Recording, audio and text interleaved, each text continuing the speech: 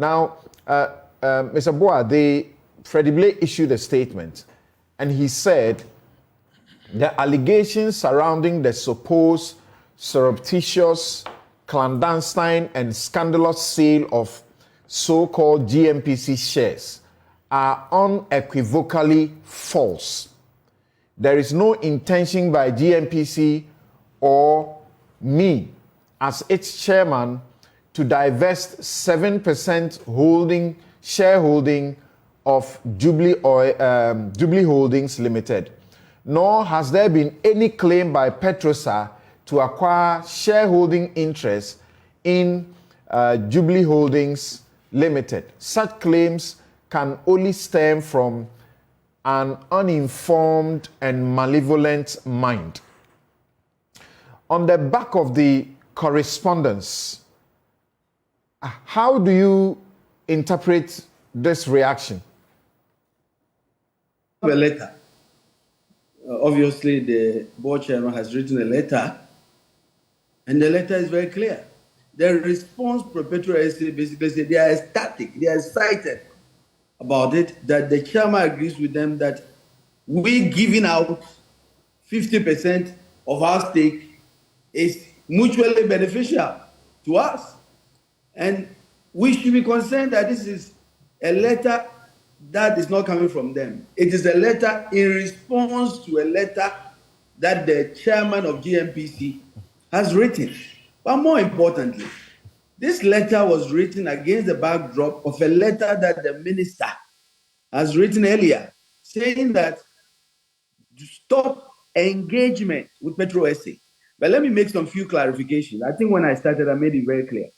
The 7% that we acquired, yes, remember that we had some issue with ExxonMobil earlier when Cosmos tried to sell the very early years. Because we learned lessons from how unclear the issue of preemption was, where we made it very clear in Act 919. If you look at 19, it was very clear that GNPC could preempt. But as I said, because Cosmos and Adako and Talo were there before Act 919, they basically pushed back on the stability clauses, relying on the old agreements, especially those in their petroleum agreement. And that is why the negotiation had to be done for the 7%. That, there's no doubt. The fact of the matter is that if your mandate is to increase our reserves and make sure we have more oil, and you know that we are stuck with 3 producing fields, the 4th field we have been played with the connivance of this government.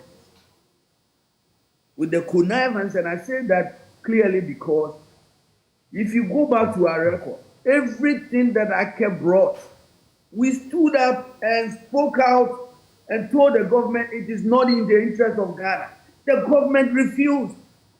I mean, how on earth can you tell the regulator of a country that you won't have access to regulate Ake alone in this agreement? Because Ake said they want so. They don't want anybody to come and meddle for them.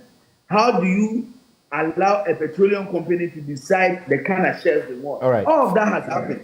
So what I'm saying is that the points that Honorable Blay has raised is neither here nor there. I've asked questions. He is not an executive chairman, but he is writing as if he's the CEO of GNPC.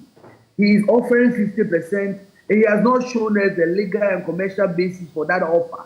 I have made a point that the joint operating agreement, even if it operates, PetroSA has 4%, Jubilee Oil Holding has 7%, and you have to do pro rata. It doesn't give them 50%, so there's no basis. So if you look at all of the things I've said, the man is on the wrong path, and that is why I have asked for a critical investigation to make sure that we keep that 7% without divesting anything to petrol. Right, and I need you guys to help us understand this properly. And Dr. Theo Champon referred to the particular provision and read it.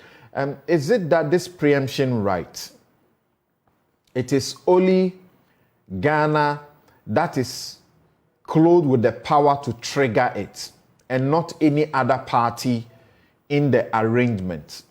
Now, a preemption right simply explaining to say that we are in some contract together, but once there's a new sort of property or something that comes into it, I should be giving the right first. I should be offered the right first to decide whether I want to take it or I don't want, before you consider giving it to other people.